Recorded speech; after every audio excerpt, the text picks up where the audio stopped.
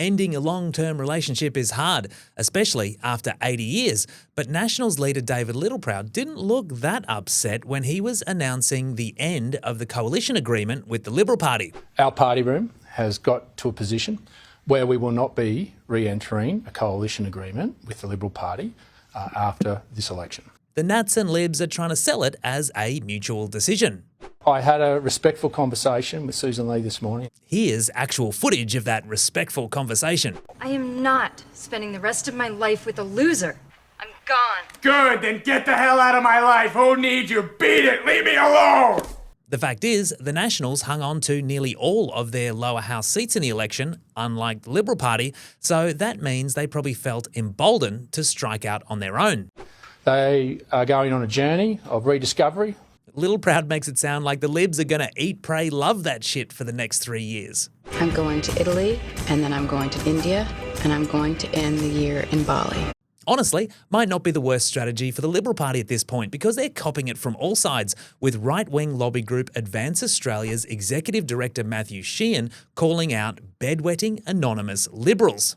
Maybe that's why the Nats didn't want to be in bed with the Libs anymore. Everybody my age pees their pants. It's the coolest.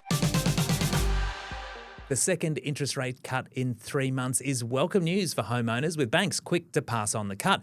And now, Federal Treasurer Jim Chalmers is always quick to say that he has nothing to do with the decisions of the RBA.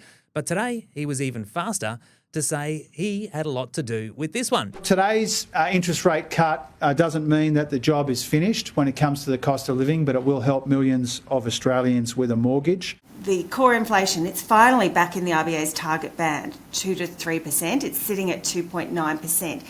Is that reason for a rate cut? It certainly opens the door to a rate cut, and it's one of the reasons why the RBA felt that it was okay to cut the cash rate.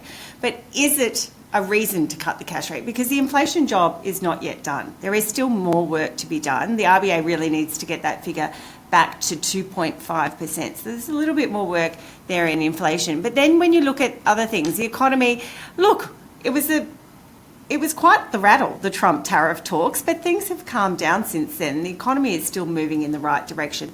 Not a reason to fire off a rate cut in my mind.